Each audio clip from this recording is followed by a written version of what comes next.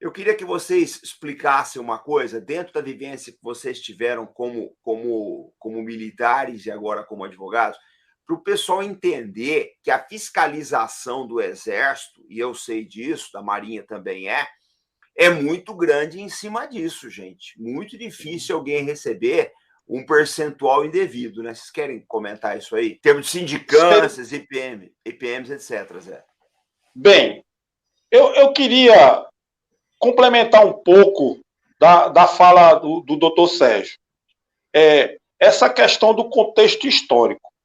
É necessário que se diga que a pensão vitalícia de filha não é algo que foi uma prerrogativa tão somente da filha do militar. Outras profissões, outras filhas de outras autoridades também recebem esse tipo de pensão. No Poder Judiciário e no Poder Legislativo também.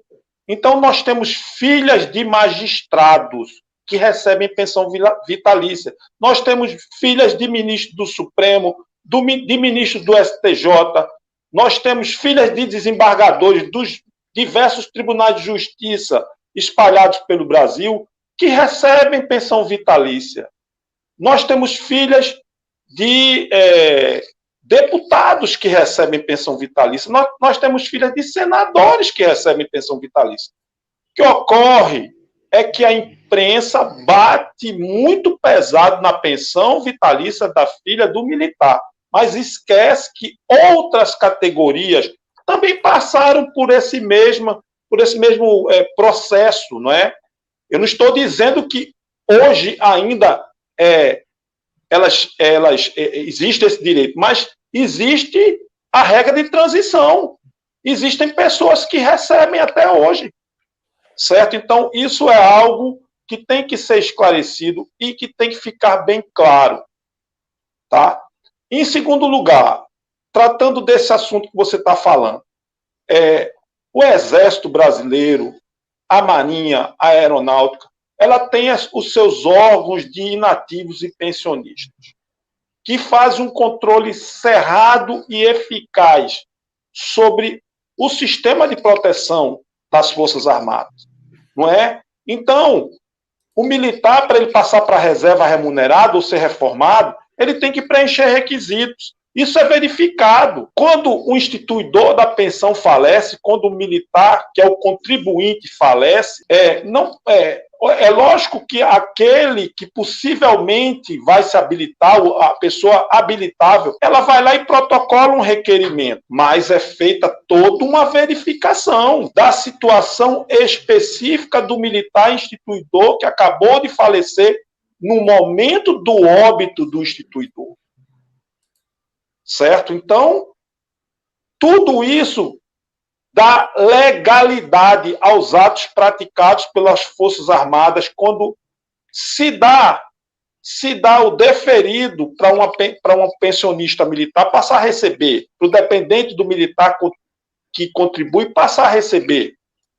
Entendeu? Não existe nenhum privilégio, tá? Essa pensão, ela inicialmente, ela é deferida em caráter provisório, é submetida à apreciação da legalidade pelo Tribunal de Contas da União, certo?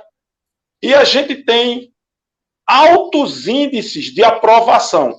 Aqui e acolá, o Tribunal de Contas, no exercício regular da sua função, tá? É lógico, ele encontra uma ou outra irregularidade. Isso é normal. Ocorre com todos os órgãos da administração pública. O Tribunal de Contas está aí para isso, não é? Mas não existe proteção para ninguém. Existe a aplicação da lei. Eu quero mostrar uma coisa. Moura, eu vou passar para você. Só um minutinho que eu quero mostrar uma coisa antes para o pessoal aqui, corrobora o que o doutor Zé Batista aqui falou. Só um minutinho. Olha aqui, gente. Aqui a gente, no Arte da Guerra, a gente costuma matar a cobra e mostrar o pau. Olha aqui, ó.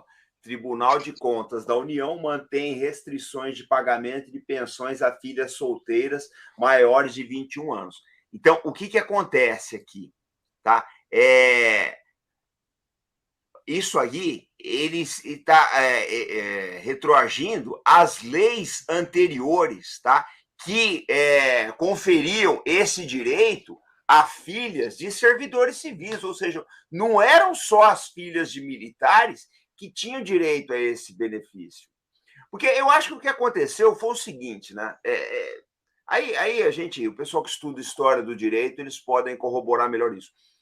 Mas quando houve a mudança da capital, do Rio de Janeiro para Brasília, precisava se atrair o funcionário para ir para lá, porque ninguém queria. Então, muitos dos chamados privilégios que a gente tem no funcionalismo público federal do Brasil, eles são frutos de leis promulgadas naquela época. Né? Então, a gente tem que olhar esse contexto histórico, isso é um contexto muito importante. Moura, vou devolver para você, está contigo aí. A questão do TCU, mas o TCU é um órgão um pouco mais acima, né? Nós temos no próprio sistema de nativos e pensionistas, você tem vários filtros, digamos assim. Você tem uma sindicância de implantação. Você tem o exame de contra-cheque mensal, onde é checado isso. Eu li recentemente, estava comentando com o Batista, uma notícia, filha de militares recebe 117 mil de pensão por mês. Isso é mentira, porque isso não existe. Recentemente, nós recebemos uma consulta no nosso escritório de uma senhora que ultrapassou o teto e estava sendo descontada. O próprio Exército implantou desconto nela, entende? Fez assinar o termo de reconhecimento de dívida. Então, o controle é muito grande. Diferentemente no INSS, porque eu também trabalho no regime geral, a gente vê servidores, muitas vezes, que não têm a especificação do militar que trabalha na seção de nativos e pensionistas, que é formado para aquilo numa qualificação militar. Então, quando se batem na questão da pensão dos militares, na notícia dos militares, normalmente é para se obter Ibope, porque não condiz com a verdade. Você tem as ICEFEX, você tem a CCFEX, você tem várias inspeções. Nós estamos com um problema aqui, que hoje, inclusive, eu concluí um requerimento de defesa de um colega nosso, que também é militar, de um dano erário de 700 mil por um erro. Entendeu? Então, se houver erro, esse erro ele é plotado, dificilmente ele passa batido. E esse dano ao erário é ressarcido, sim, por todos os militares responsáveis por aquilo ali. Já a gente não vê isso no INSS. A fraude é muito grande. Por que esse governo atual queria colocar alguns militares dentro, por exemplo, das agências do INSS? E por que realizou diversos pente finos? Se você pegar a reforma da Previdência no regime geral, não é a emenda constitucional 103. É um monte de portarias que instituíram o pente fino. Tinha muita gente recebendo auxílio doença ou aposentadoria por invalidez e que não era inválido. Entendeu? Isso não vem à tona. A gente não vê notícias sobre isso. Então, não querendo defender a nossa classe, mas a grande verdade é que a gente tem sistemas de controle rigorosíssimos, desde a implantação. Não é você, como o doutor Batista trouxe, você é habilitável. A filha é habilitável, não quer dizer que ela vai ser habilitada. Vai entrar dentro de um processo de sindicância, de apuração, que isso é rigoroso, não é simples assim, não. E se houver um erro, esse dano é ressarcido, com certeza é ressarcido pela União. O TCU já pega casos grandes, né? Ele busca pegar casos um pouco maiores, mas o próprio sistema gerencial do Exército, da Marinha, da Aeronáutica, que é muito bom, por sinal, pega todas essas falhas.